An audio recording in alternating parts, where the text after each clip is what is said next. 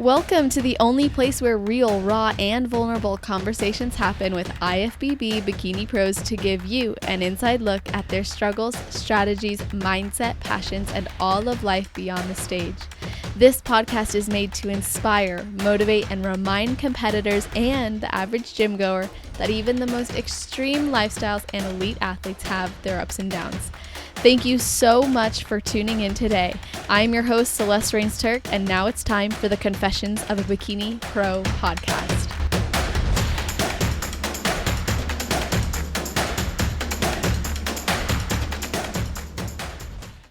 Today we are speaking with 23-year-old physical coach for a football team in the top division in the Faroe Islands, where she lives. This athlete has been passionate about sports since she was a child, playing football, handball, volleyball, and gymnastics. Handball was the sport that introduced her to start strength training when she was 16 and eventually led her to fall in love with bodybuilding. She has been competing since 2016 and has competed in different federations every year except for in 2020. Then in 2021, she quit playing football and started being a physical football coach so she could give everything she had to bodybuilding. She has been coaching herself since 2019 and won her pro card in September of 2021 at her sixth pro qualifying show before going on to place ninth at her pro debut and third at most recently November 2021 the big man show. So welcome to the show, Elisabet Vang. How are you doing? Oh my God, thank you so much. You're welcome. I'm doing great. How are you? Awesome. Excited to be talking to you. I've loved connecting with you on Instagram and I'm just so happy that you're coming on the show.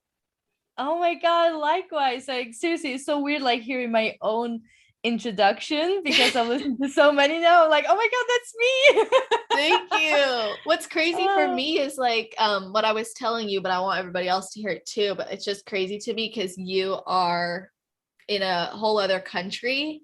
Yeah. And I shouldn't even say that. I mean, you're on an island where you had told me you're the only pro competitor there. And the fact that you know about my podcast, like that blows my mind. Oh, That's so yeah. cool. Yeah. Oh, well, I have to ask you this question then. What is something you do or think about, or maybe a ritual you have right before your heel hits the stage? Oh my God, I know. I've been, you can't even imagine like how much I've been thinking about this question. And I gotta say, I like, even though I've been competing for a few years now, I'm like, I haven't really found my own routine yet, I think. Well, because I've been listening like a lot to your podcast, I've been taking like takeaways from each pro. I'm like, this sounds so cool. I'm going to try this. And I love like all the routines, but I still feel like I'm trying to make my own or create my own still. And it's still in the making, I think. I really enjoy being on the stage, but I get quite nervous before I go on stage because posing I feel like is my weak point, if anything. So like the last time at the Big Man show, I felt it was going great. And like before I went on stage, I was like, you know what, Elisabeth, just go out there and exaggerate as much as you can, because always when I get off stage, I'm like, I should have done more. So I don't know. Yeah, it's still in the making, I think. Wow. Well, I think it's really cool that you're coming into your own and you've had a really successful year. I mean, a big year, which is so cool, going from earning your pro card to then competing on pro stages, placing top 10 and then placing third. That's huge. So how are you feeling? Like, did you expect all this to happen? Oh my God. Thank you. You're welcome. Well, I don't know. I like it's been my dream to get my pro card for a while now, and I remember like going into year 21, like I still live at my parents, and I remember saying to them that, mom and dad, this is going to be a big year. This is going to be my year because I also started on a new job, and yeah, so I was like, okay, I'm going for this. But I don't know if I can say that I expected it, because I don't want to have too high expectations, because I'm always just doing my best and believe that I'll get what I deserve. So after I earned my pro card, it was so surreal, and I just wanted to try the pro stage, like just to see where I stand. So I was like, okay, do I dare to go for top 10? Like, I don't know if I get top 10, I was like, okay, I'm going to be so happy. So like suddenly standing there top 3, like next to Ashley Kaltwasser, I was like, I can't even believe this. It was I think it still haven't, like, I can't believe it still. It's That's yeah. so cool. Yeah, it's crazy. I'm so thankful. It's yeah.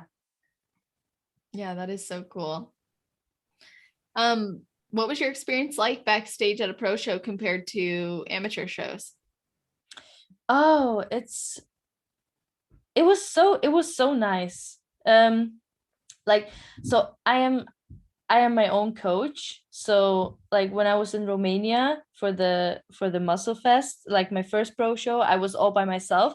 Usually my parents they love to come with me and like support me, but they couldn't come this time. So I went by myself, and like it's not really the same, but it's still an experience.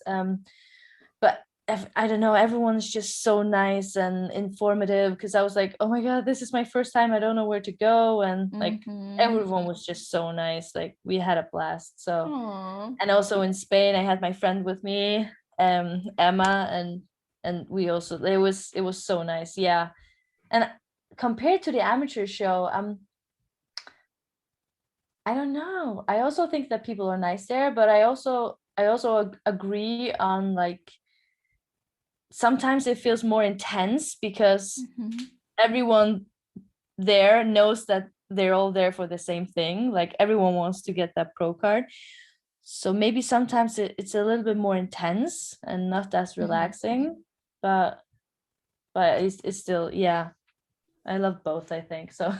Yeah, no, definitely. And it sounds like you had a good experience in both. And I really want to learn more about your journey, because you started at a young age. I mean, if you started competing in 2016, that would mean you were Yeah, I was 18. 18. Yeah. That's when I started too.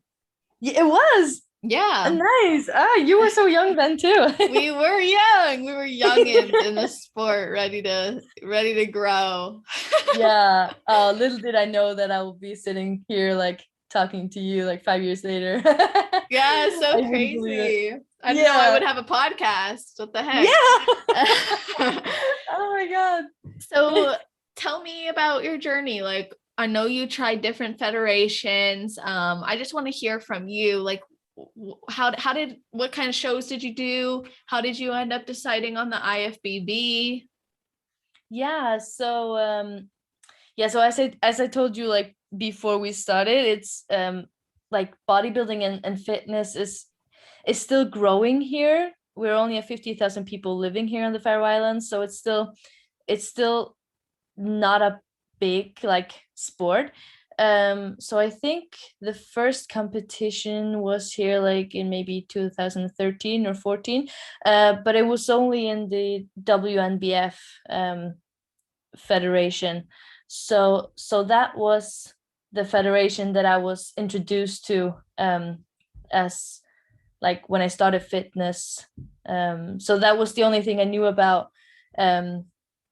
So that's where I started. We had a competition here in the Faroe Islands like once a year.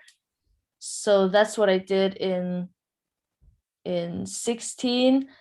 And then they asked me if I wanted to go to like the UK DFBA. So I was there also. And then I remember now that like the girl that made my bikinis, Sini Creations, she was called back then, in Denmark. I remember I was at a competition in Denmark for the WNBF, and that was when my dream like for the IFBB started. I was like, I wanted to be that pro, but I just thought it was like too big of a dream, because how could like someone like me become a pro in that federation?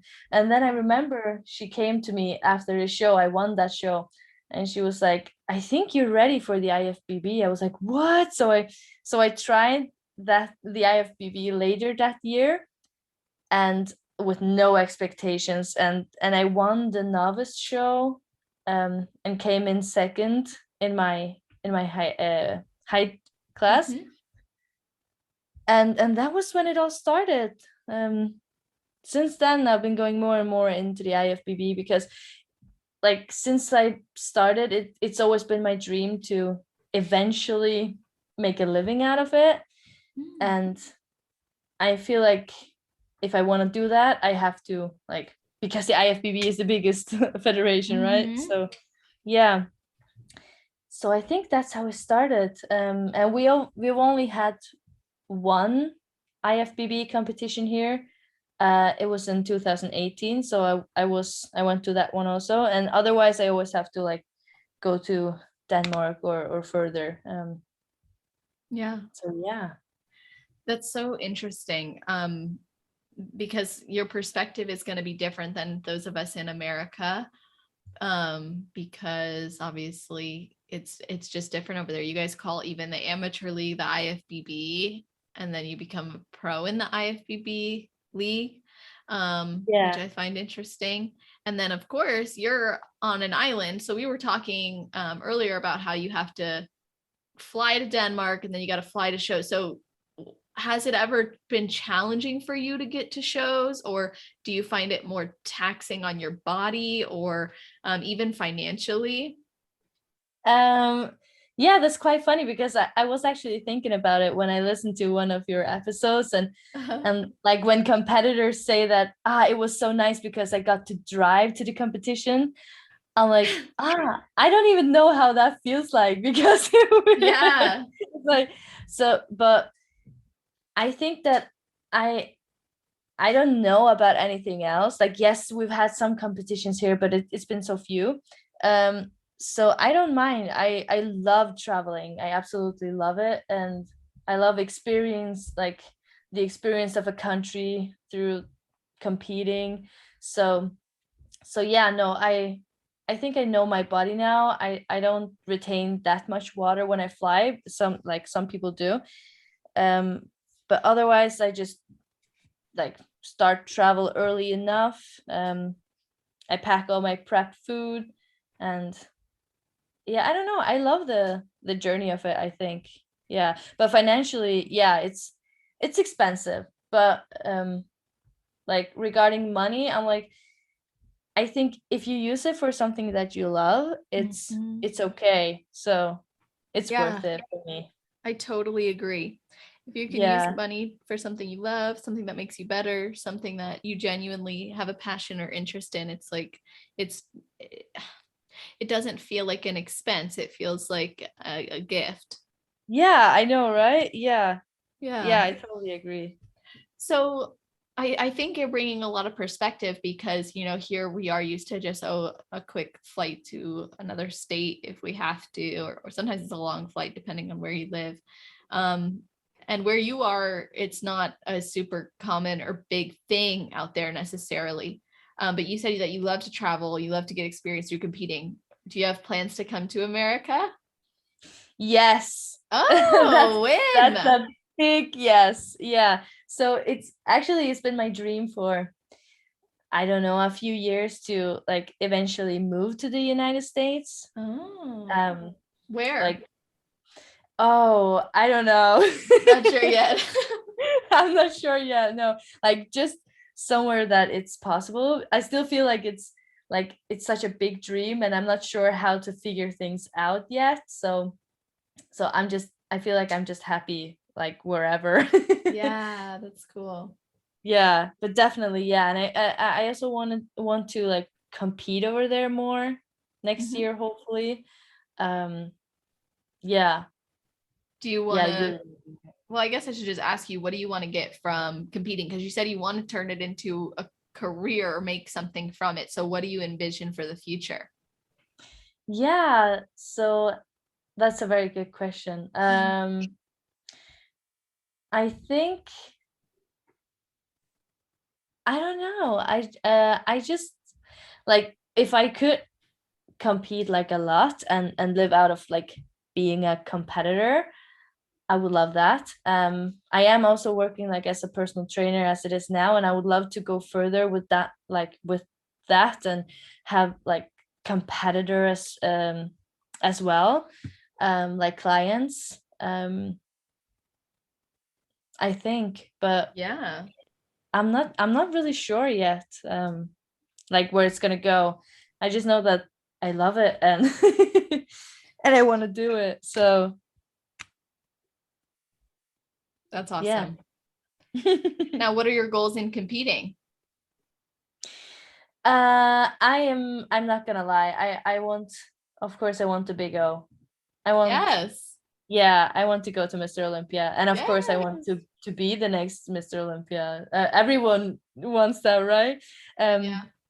But I'm really like, I use a lot of time to set my goals and like this like mindset and stuff. So I always have that big goal, and I've had the Mr. Olympia goal for a long time. And I remember when, I don't know, 2 years ago maybe, I couldn't even say it out loud because I knew it was such a big goal and I was so far away.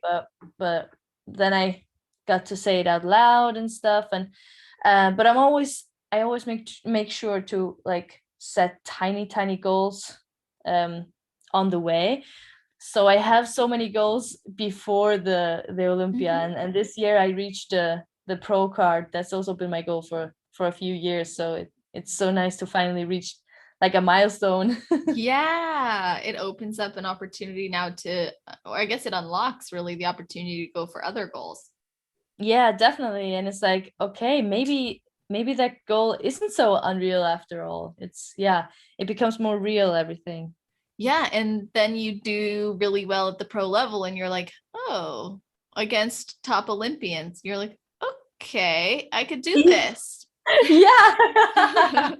Yeah, it was really like that. I was like, because I remember being backstage, I was like, I saw these physiques and I was like, oh my God, do I really belong in this league yet? And I started like to maybe have some doubts because like seriously, they all look so good.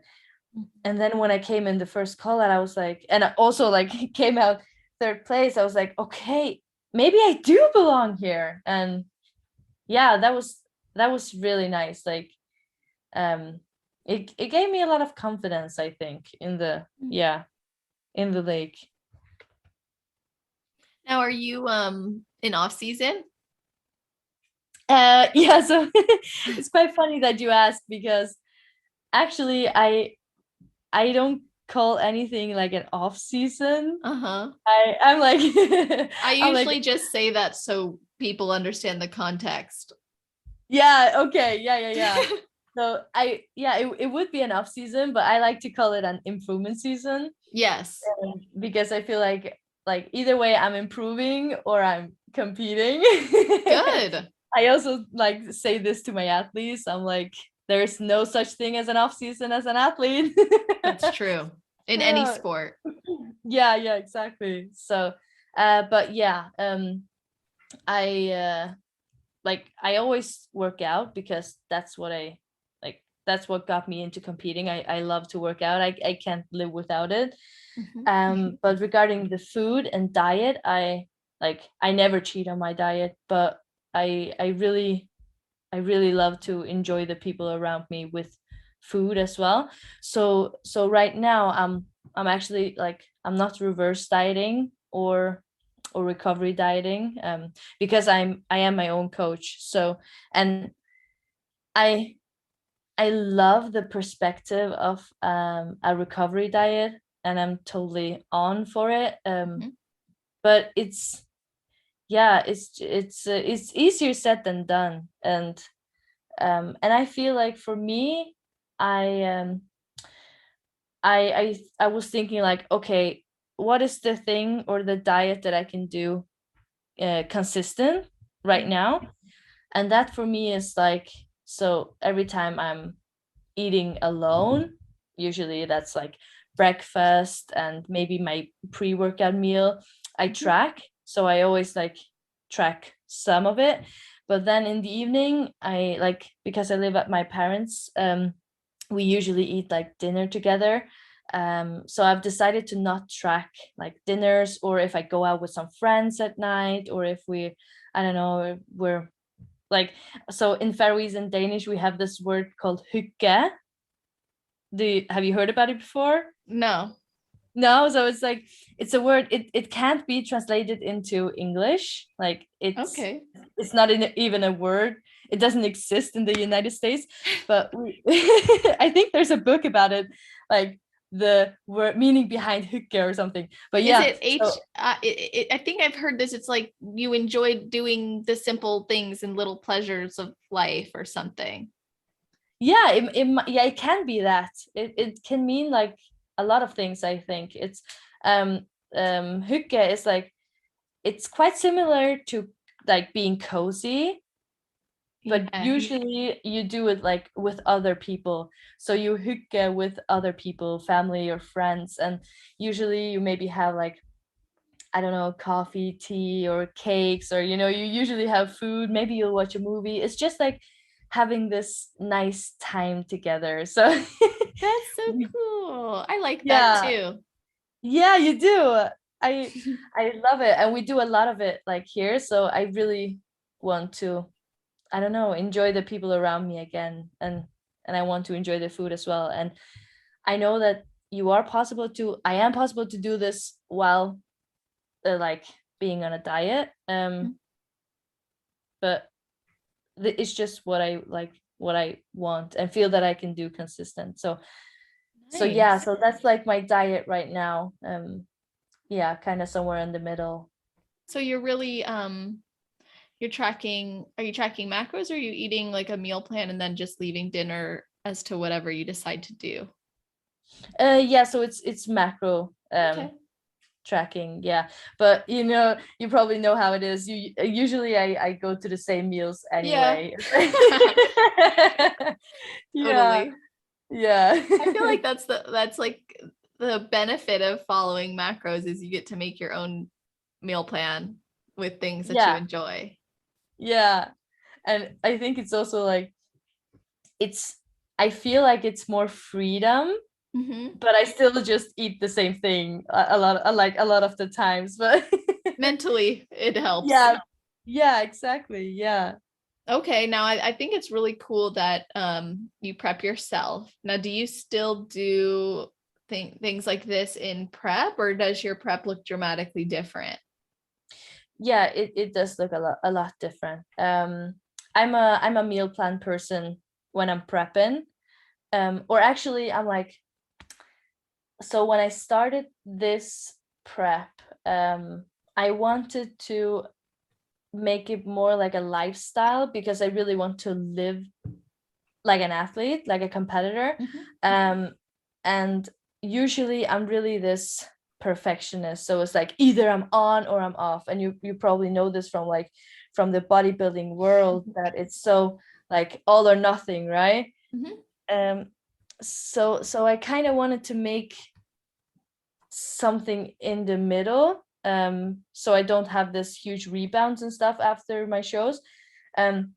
So when I started out in May, I started with like a flexible dieting and macros, counting macros, like finding my maintenance. And then slowly I went into the meal plan, and got more and more strict.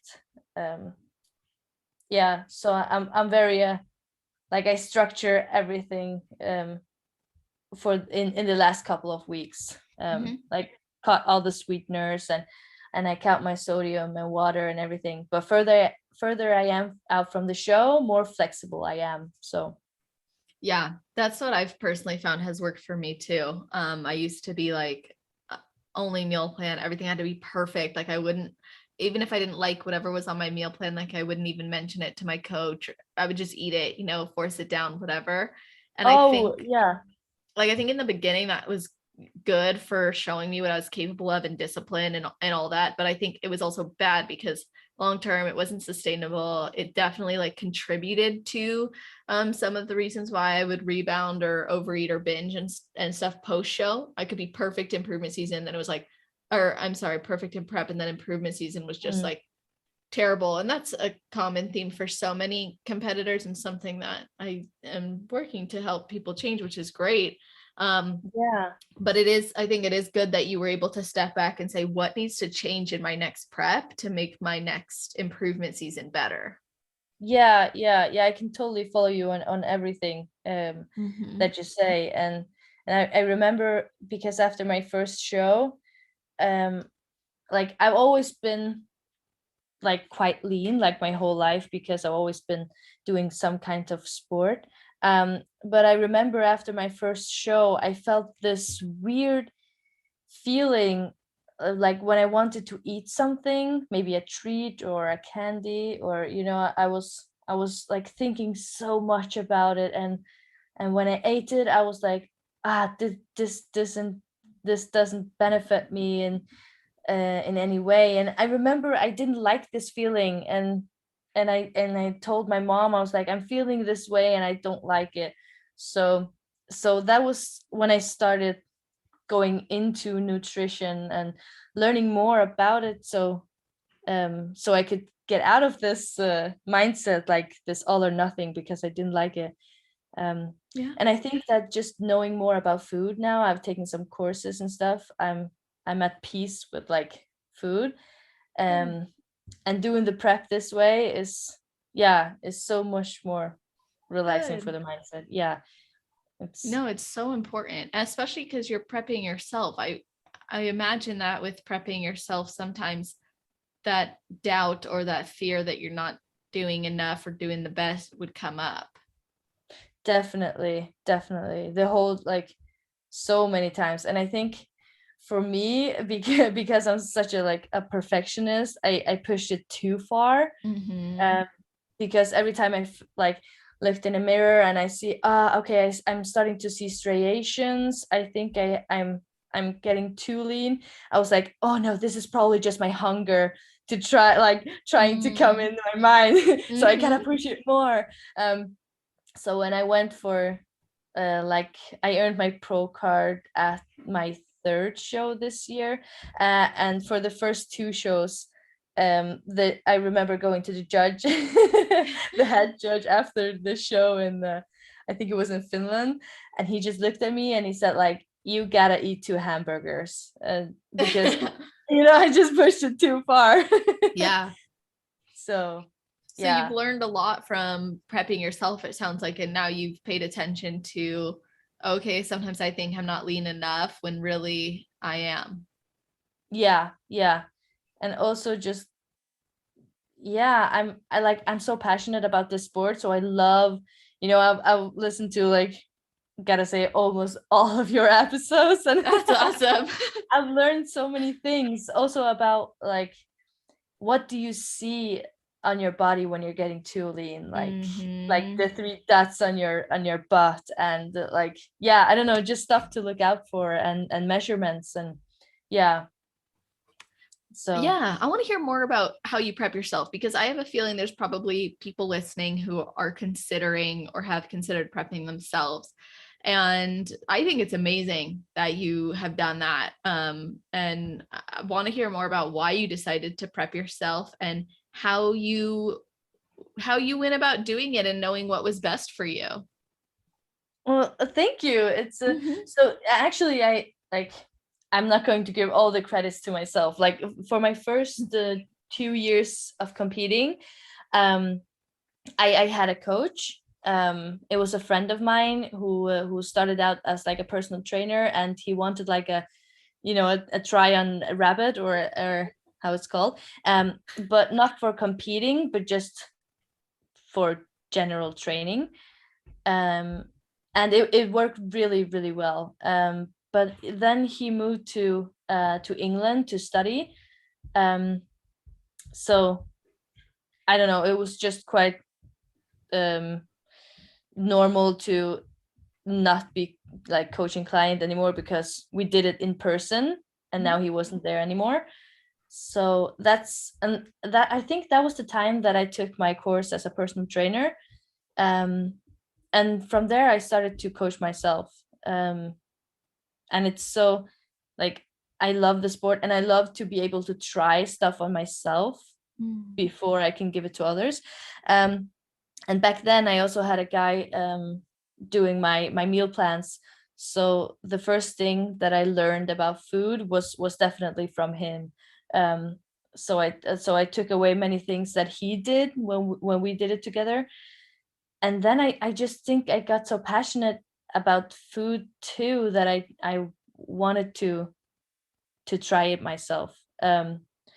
But I definitely didn't start from nothing. I had been competing maybe 5 times or something with coaches helping me. So I had a guideline. And then just tried my way, I think, with the macros and learning about food from like MyFitnessPal, trying to track things and just learning about food. So yeah.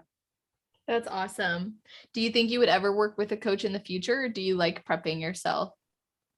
I will. I definitely will. Actually, I have I already have a deal with a coach. I'm not sure if I'm allowed to say it yet because well, this episode won't come out till like January. So if you're safe to say it by then, you can. But if not, I don't want you to feel uncomfortable.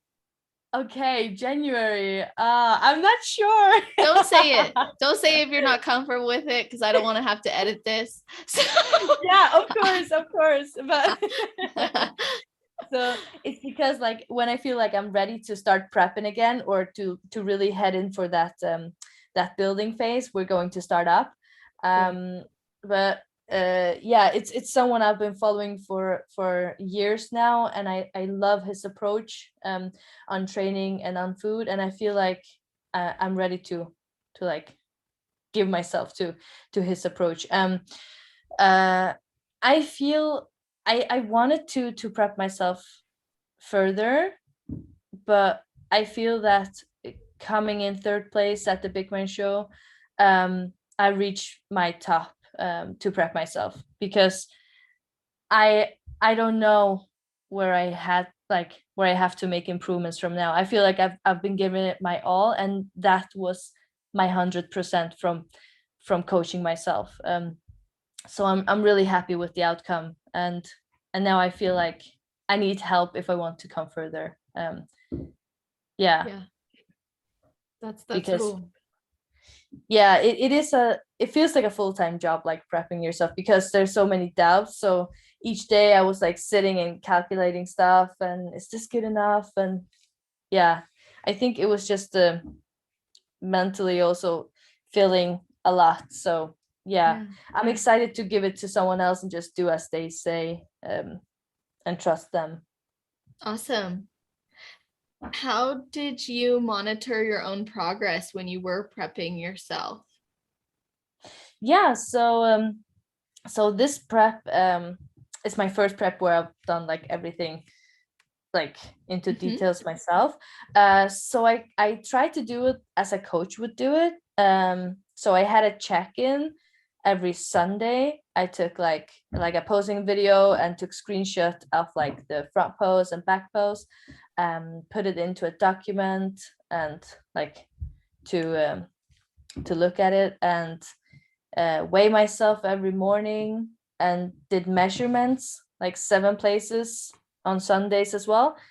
And then I have it all like in a document. So and also of course just the eyes. So I have like the data, like numbers and stuff, and then I also have the feeling, and like this subjective stuff. I don't know how to call it, but I try to really look at it from a coach's eye, because the thing is, when you're coaching yourself, you have to try to be objective, but of course you can't really.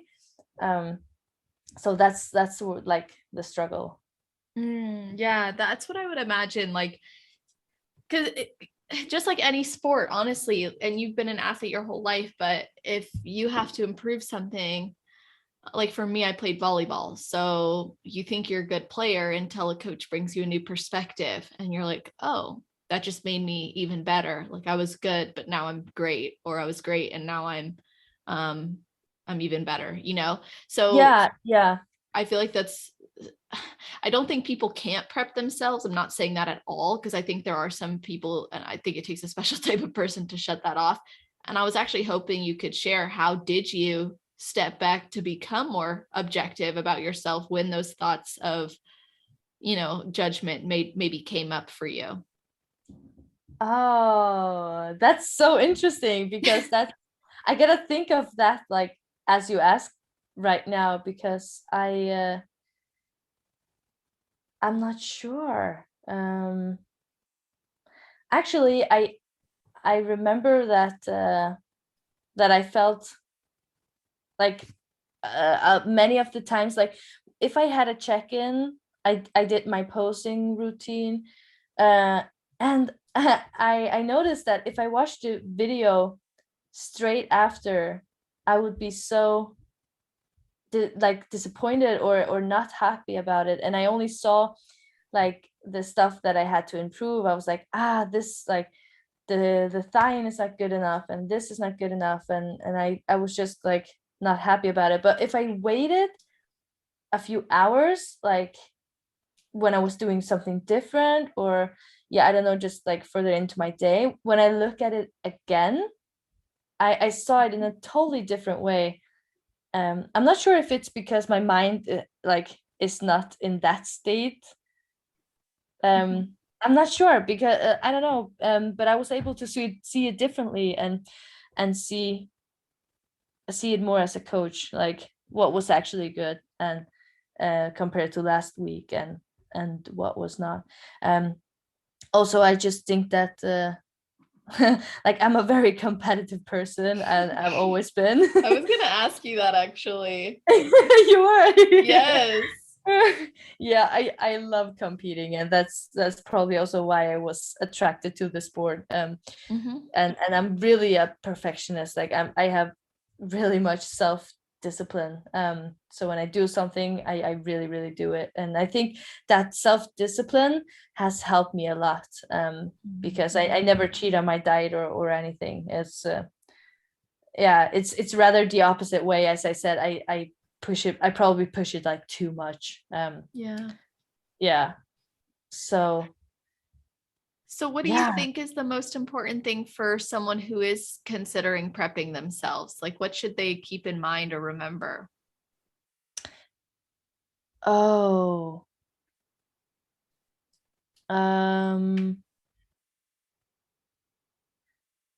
that's a tough question.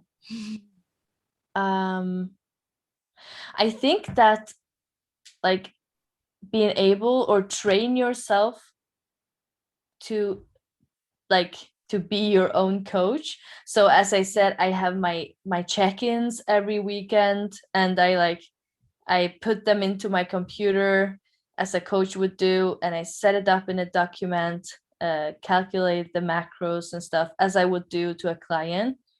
And I usually like set time off to do it. So probably maybe knowing when you are your coach.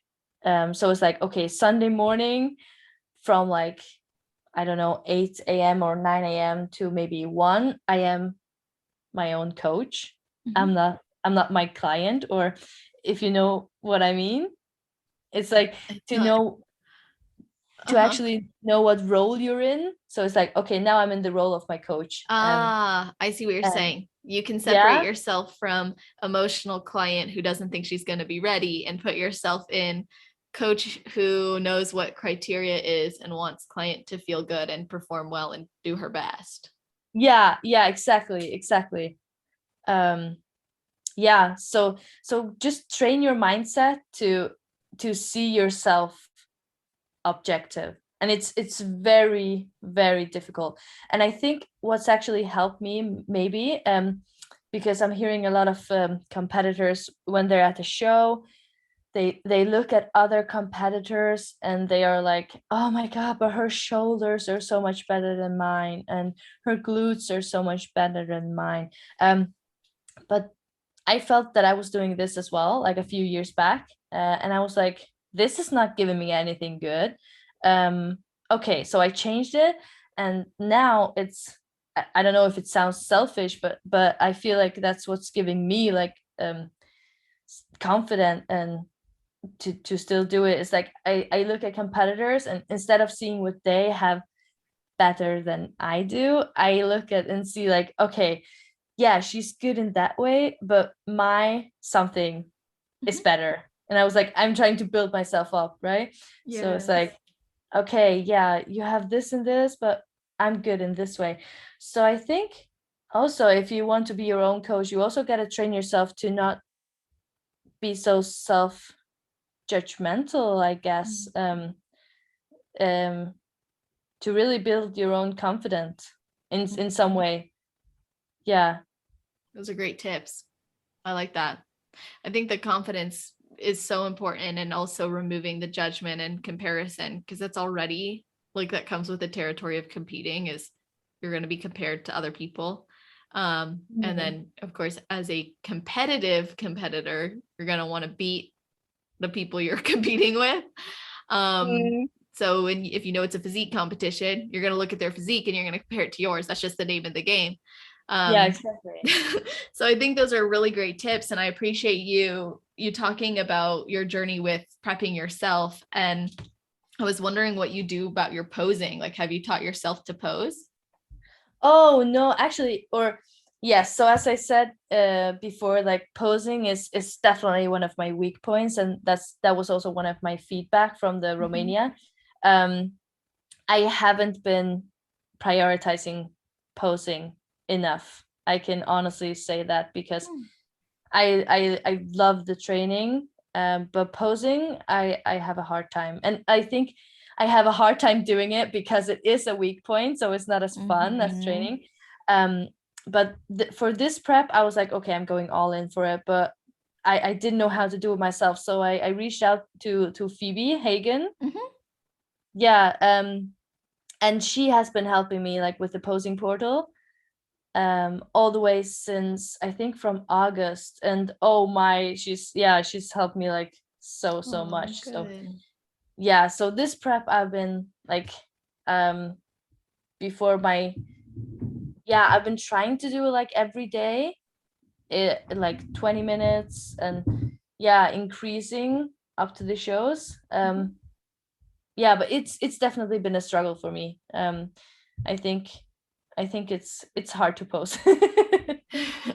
Yeah, I think that a lot of competitors share your sentiment about that, but it's important that you still went out of your way to make sure you would improve, and you applied the feedback that you got, which is what matters. And you did mention that you like training a lot and that you're competitive. So of course, then you're like, okay, well, I have to pose to be more competitive, because that's the feedback. Even if you like exactly training more. Yeah. Exactly. And I was really like, I really don't want to finish this prep and feel like I have any like stones left unturned. Yeah.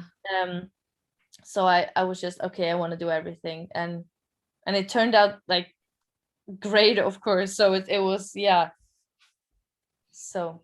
And I think it's really cool, at least from what I've seen on your page, that you really kill it in the gym as well.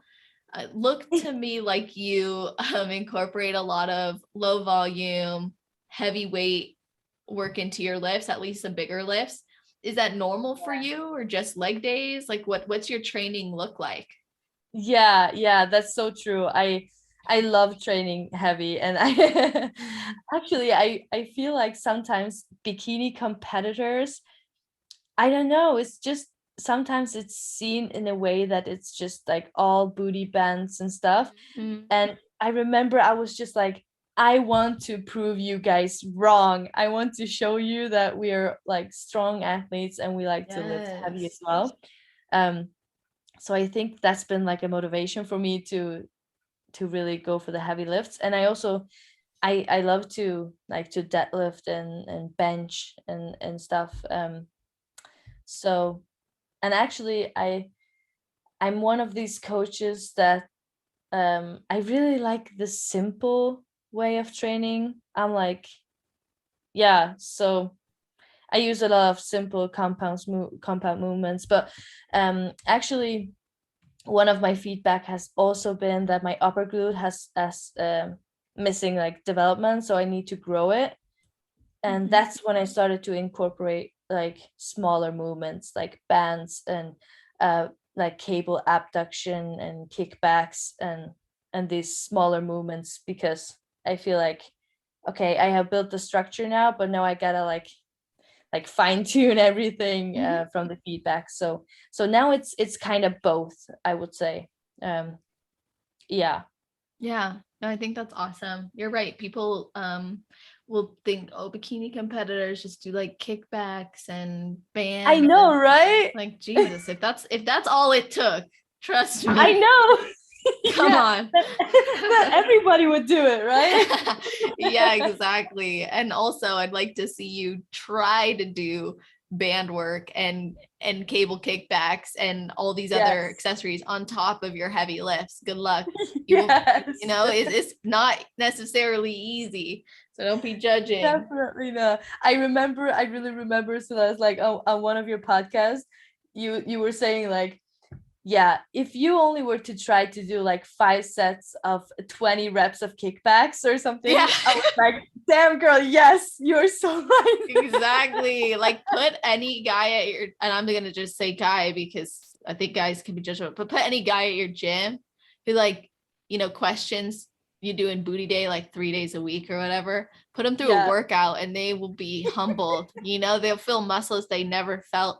I think, do it. Definitely. And if you're a guy listening, get your ass in the gym with a bikini competitor. Yes. We'll show you what's up. Yes. Now I don't train like a professional bodybuilder, but I'll go as far as saying bikini girls still lift, heavy and hard, and we focus in the gym. We're not just there to toot around and, flex our glutes in the mirror. Like, I'm looking like a hot mess by the time I'm done, and it's not pretty. Yes. Oh, I follow you on that one. Yeah. But you're very strong. I think your strength in comparison to mine, you'd probably be like, she doesn't lift that heavy or that hard, but like you're freaking strong. Good for you. Oh, thank you. You're welcome. Thank you. And I think we both share the competitive spirit from sports growing up. One thing that I found for myself was when I left volleyball, I was ready to leave a team sport. Did you have that feeling, or was it difficult to not play? And in America, we call it soccer. Oh, yeah, true. Yeah, it's soccer. Yeah. I just am clarifying that for people listening before we get into this. But was that true for you? Like, when you left a team sport and then you're the one of the few one of 4 maybe bodybuilders on your whole island, and like, what was that like for you? Yeah, I was ready for it. And if a teammate of mine is listening right now, I'm so sorry, because they're still like asking, are you going to come back? Because it's only like 1 season since I left the sport, soccer. But yes, I was ready. Like my last season when I played quite much. I also played like for the national team and stuff. Wow. And I love football as well, or soccer. But that was also the season when I really started to go into competing in bodybuilding as well. And I remember these last couple of weeks I was prepping and like playing matches, and it was tough. Also like on the body. And I felt like, okay, if I want to take this to the next level, if I really want to go for the pro division, I have to give it my all. And I just felt that I couldn't. I couldn't be like 100% in both places. So yeah, I would say I was ready. And actually, before I quit playing, I got offered this job as a physical coach. For a team in the best division. So it was quite natural for me that, okay, suddenly I wouldn't even have the time to play myself, because I would be at practice with my team as a coach now. So yeah, I was ready to quit. What's your role as a coach? As at my team. So I am like the physical coach, or someone would probably call it like the strength and conditioning coach. Okay, got it. Yeah.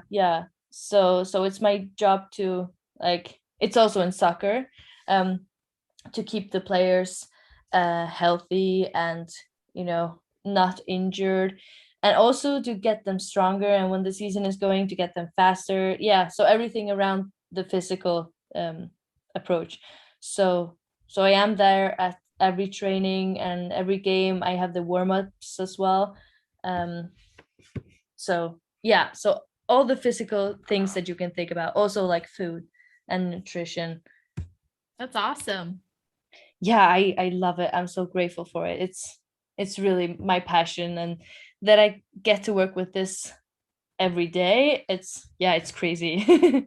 Yeah, that is so cool. And I love that it's your passion and you found it so early on and that you're enjoying it. Yeah.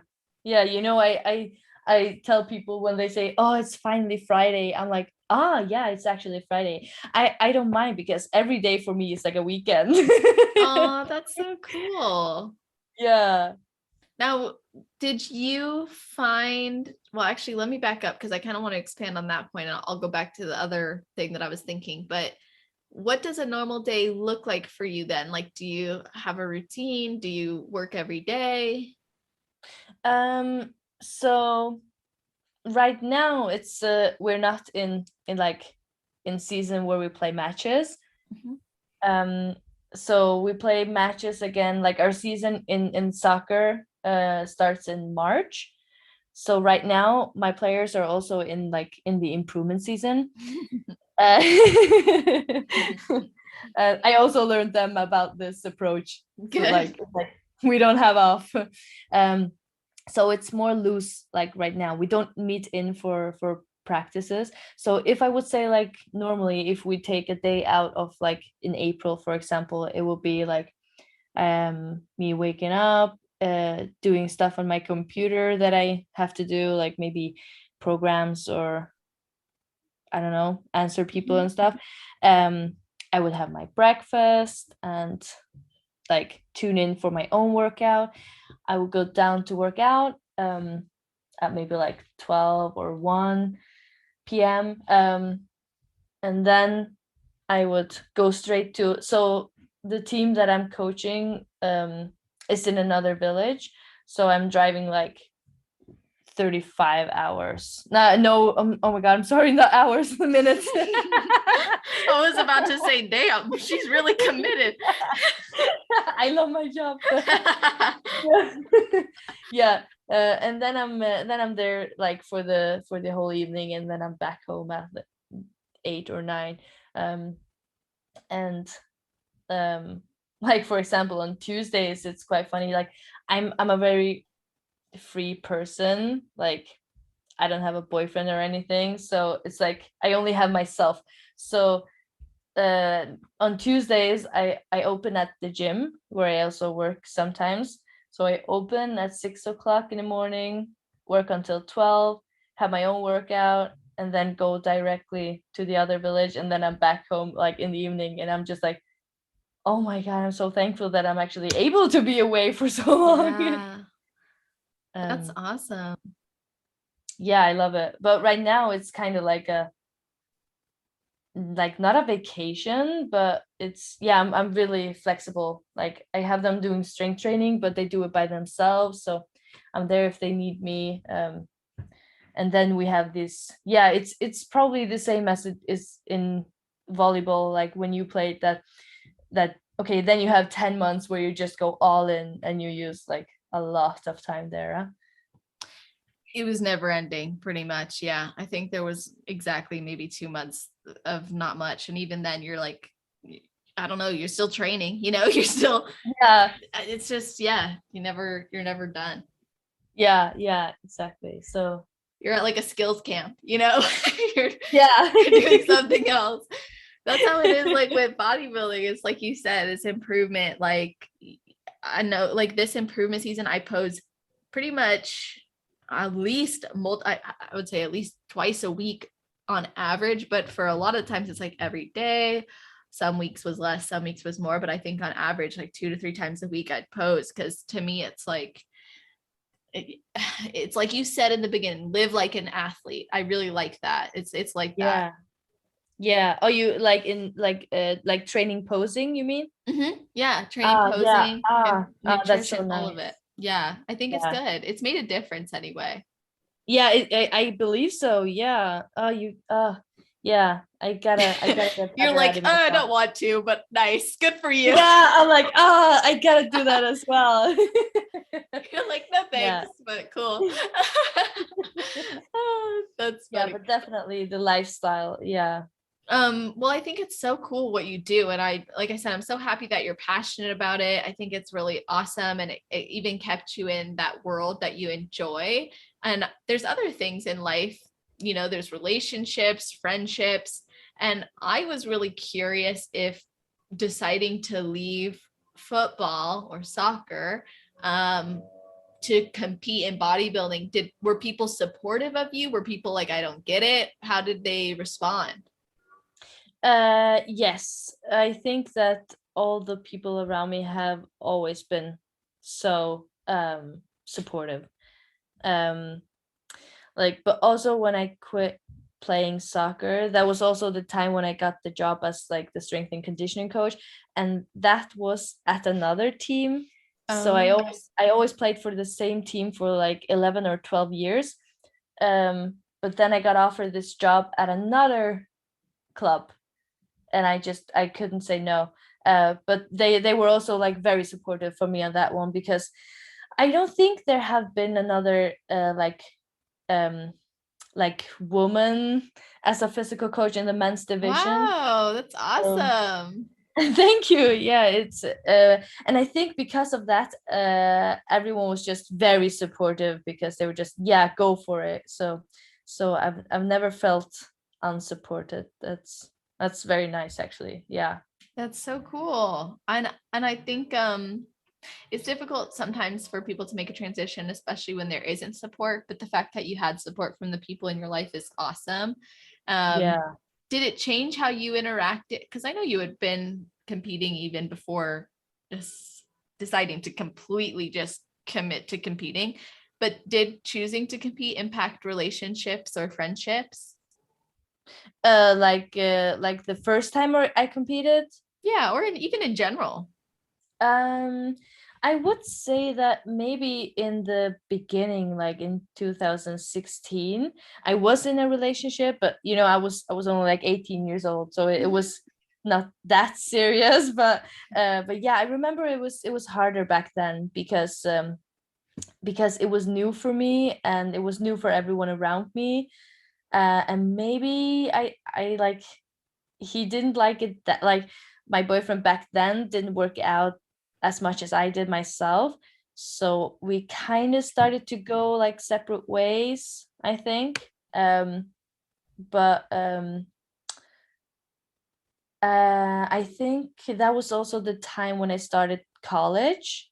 Um or gymnasium, we call it. I'm not sure if it's the same as college. I think so. Hmm. um but I think because I started competing as at an early age, um I the friends that I got were friends that were also very much in competing or fitness. Because when we had like I don't know how it's called, like the last party of the college, is it like, Graduation? yeah, like the graduation party and stuff, I was prepping. Mhm. So I didn't experience college as a usual, as people usually do, I think. Mhm. So my friends weren't friends that were, I don't know, going a lot like out and stuff. I had friends also in the gym mostly. So I've always had the support, I think.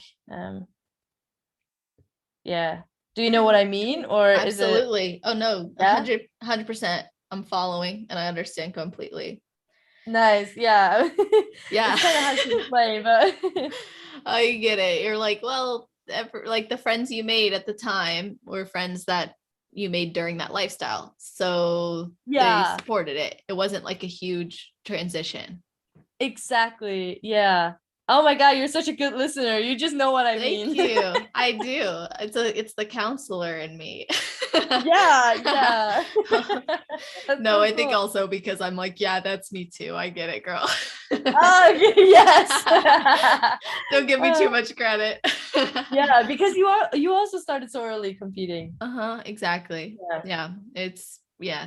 I always find it interesting like getting perspective from people who started later. And when I say later, I don't know that there's ever a late time, but when I say this to those of you listening, I don't mean you started late. I just mean you started later than we did. Mhm. But I always find it interesting getting perspective from everybody because I find like the people who started later have have a more difficult time with their friends and with their family or with the relationship that they're in if competing or even the lifestyle period, like if they weren't lifting and eating like a competitor before, it's harder for them because their family is like grieving the old version of them that would party or would eat food, you know, with them anytime or would go on date nights out, Mm, you know, like yeah.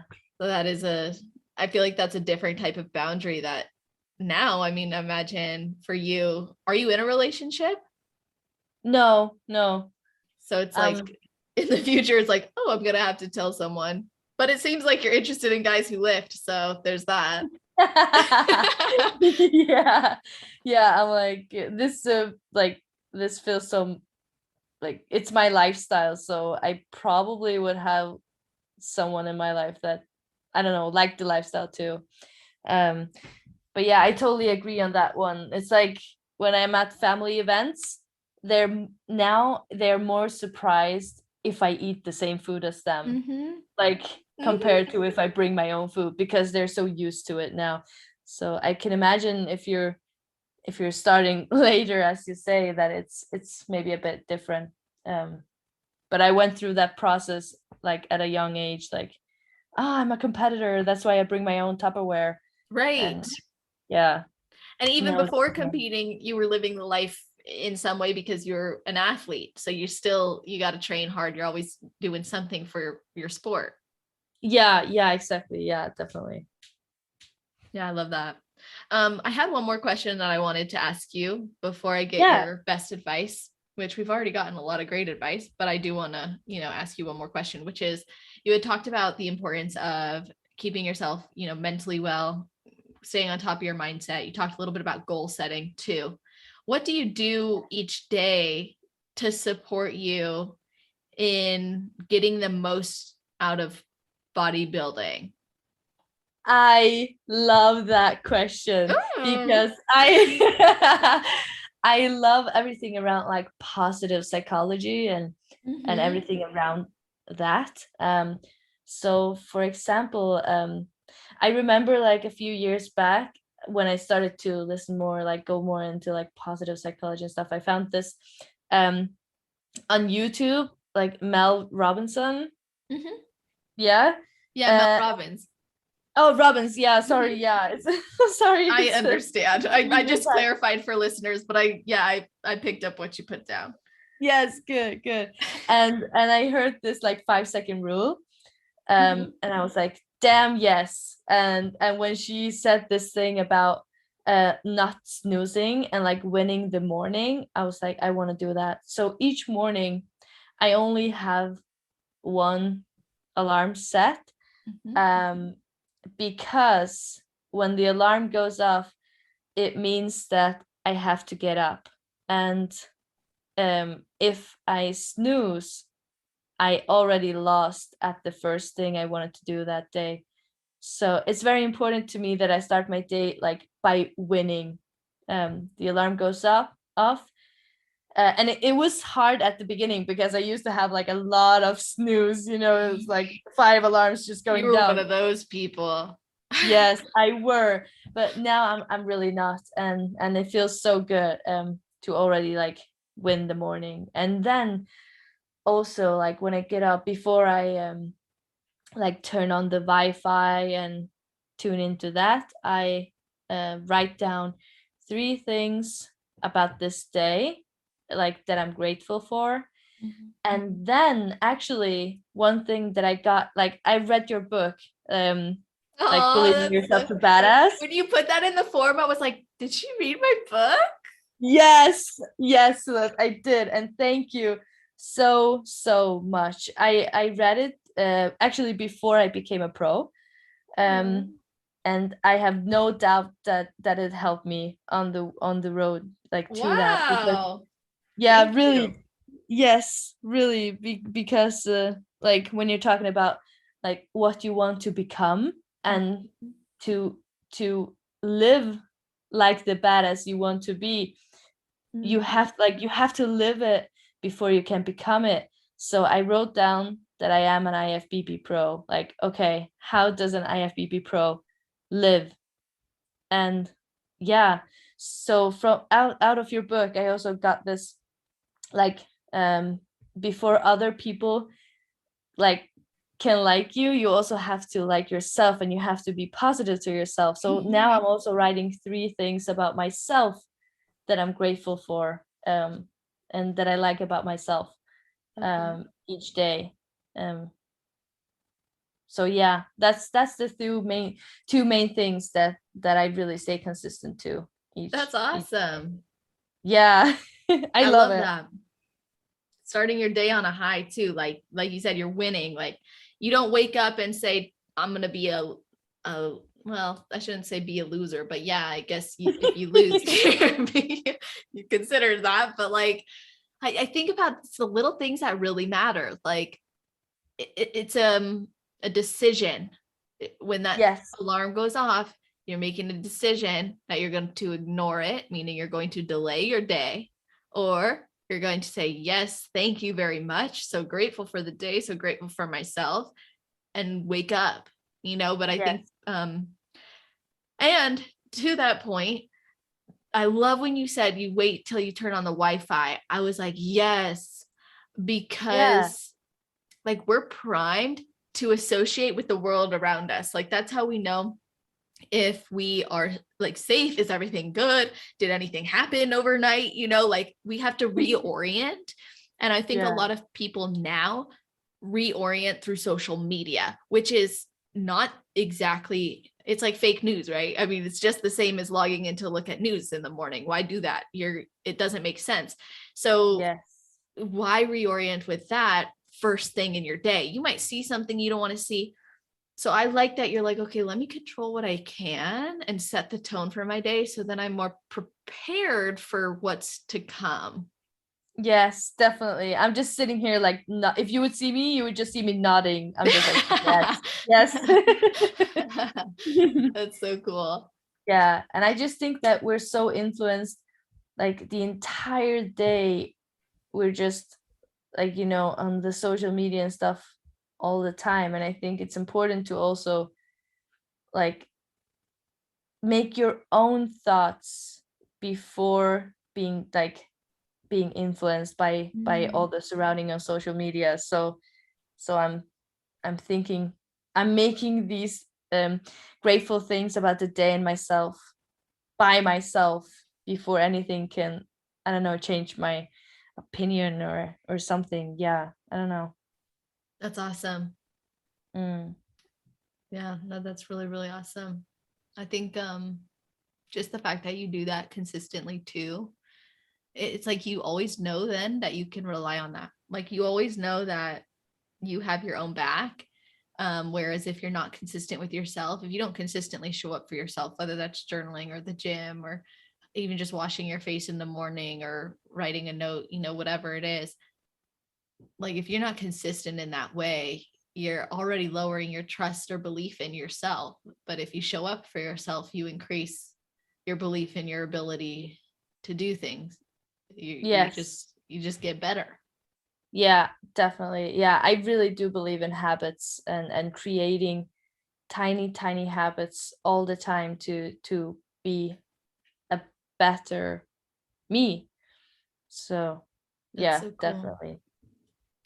Oh, I love your perspective. Actually, I feel like we're very similar and I want to connect with you more, even beyond this podcast. I think you're Oh, that's so great. nice. I love you Yeah. saying that because I love your perspective and stuff too. So Oh, thank you. Well, I've and just I've learned so oh, go ahead. yeah, I've learned so much like from you, like from reading your book and everything. So it's Thank yeah, you. just thank you. Oh my God, thank you for the shameless plug. Like, see, now I can tell everyone to go buy the book on Amazon. Just type in Yes. Believe Your Way to Badass. You will find it. I wrote that book in like, what, 2019 or something. So, yeah, Really? yeah, Whoa. it was You were awesome. young then. Yeah, I was. It was. That's so cool. Thank you. I appreciate that. But the message still remains true. So I do hope if you guys are listening and inspired and you want to read it, you can find it. I definitely recommend getting the hard copy because you can journal in it. But if you have a journal you like to use, then if you get like the Kindle version or whatever, you just put it in your own journal. But thank you for bringing that up. That was so nice of Yes, you. of course. Yes, because I'm so thankful and I want everyone else to be able to get the same that I do. Thank you. Oh my gosh, you're Yeah. so sweet. So now I got to ask you, what's your best advice for someone who has never competed before but would like to? And then what's your best advice for someone on their road to pro? Yes. Yes, I have been thinking about these two as well. So what I've been saying to other girls as well, or yeah, also to boys, of course, but mostly it's girls that want to compete that I talk to.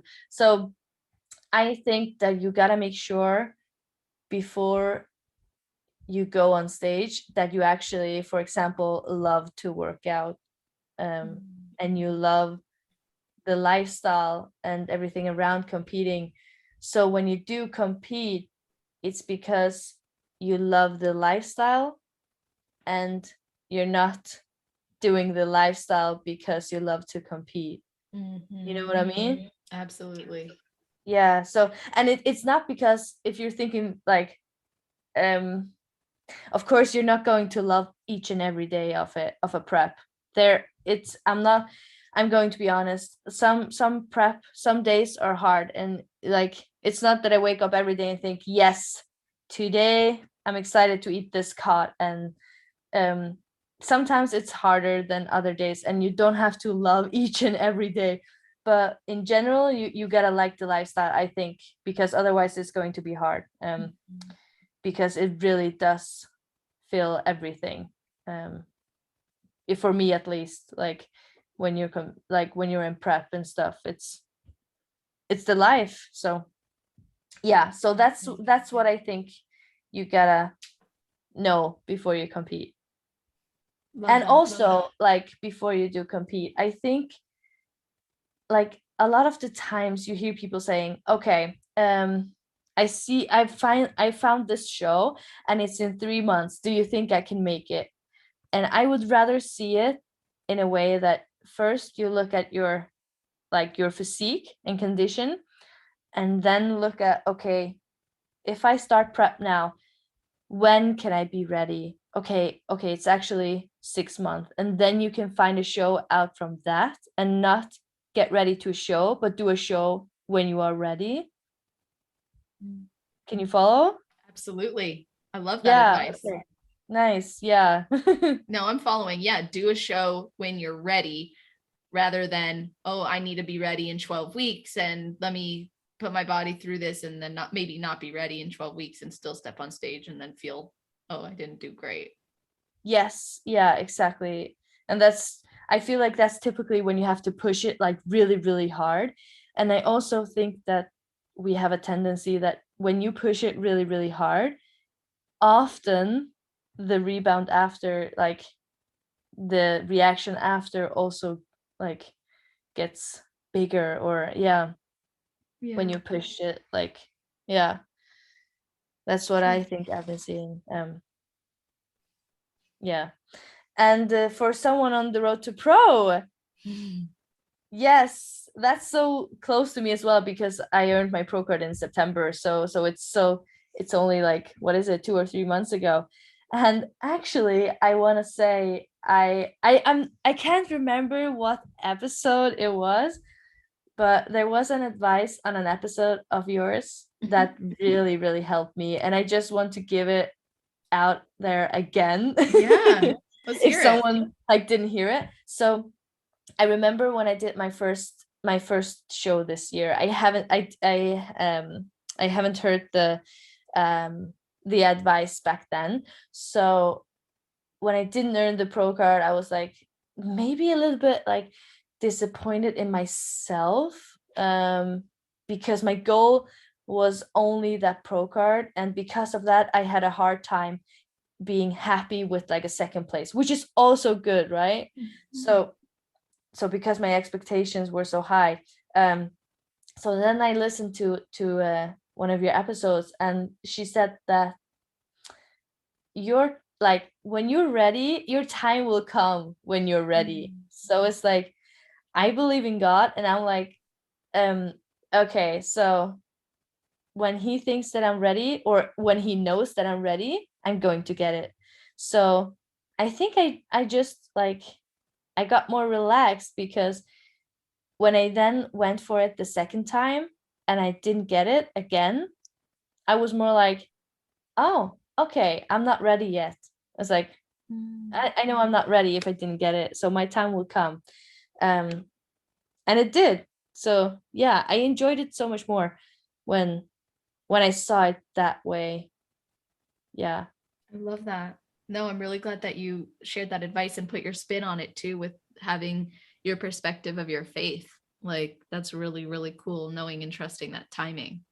Yeah, I really love that advice too, and I feel like it really gave me peace or something when I was competing. I was like, yeah, I will get it when I'm ready. And then when I eventually got it, I also had this peace that I knew, okay, I am ready, because I knew that I would get it when I am ready. So Yes. Then you were prepared to go into your you were prepared to be a pro at that point. You're like, I knew it was my time because I got the reward, and now that means I'm prepared to compete. Yeah, exactly. Yeah. So yeah, that was really nice. That is so cool. Man, I've loved talking to you today. I seriously have. And I hope that you feel good about our conversation. Is there anything I didn't ask you that you wish that I did? I don't think so. I really I really enjoy chatting with you. So, Me too, I could go on for like hours. I know, it was so fun. Seriously, and your insights are awesome, and your experience and journey is so cool. And I want everyone to be able to connect with you and follow along your journey and see where bodybuilding takes you. So, or where you take bodybuilding. So where can they do that? Yeah, so I am actually only on Instagram. I am on Facebook too, but that's most like my private side. I don't know, it's not so don't go adding her on Facebook, everybody. Yeah, I'm not so active on there. But Instagram, yeah, definitely. So my name is like Elisabet Vang. So it's Elisabeth without an H and without a set. So it's, yeah, S&T. Underscore IFBB Pro. Of course, that was the first thing I did when I became a pro. People give people shit for that. And I'm like, please, she earned this title. Let every girl and boy and man and woman who wants to put IFBB Pro in their name do it. Who cares? I know, right? Jeez, they post about their journey to the pro card and everyone's like, yeah. And then they do it and they're like, wow, that's the first thing they did. It's like, come on, relax, please. Yeah. Awesome. Okay, well, I'm going to put that in the show notes page. Of course, you guys, that's on celestial.fit/podcast. If you scroll down to the category section, it's all in alphabetical order. So if you're listening in the future, you'll be able to find this episode. If you're listening now, it should be at the very top of the page. That includes timestamps, full episode summary, and you're going to see like the topics that were covered, as well as the links and resources and whatnot. So really appreciate you guys listening. Thank you so much. And thank you, Elisabet, for coming on here. Thank you, Celeste. Oh, I've enjoyed this so much. I've been Me so excited too. for days. Oh, me too. Well, I appreciate your time, and everybody listening, I hope you all have an amazing rest of your day, night, or morning, wherever you are in the world while you're listening to this episode.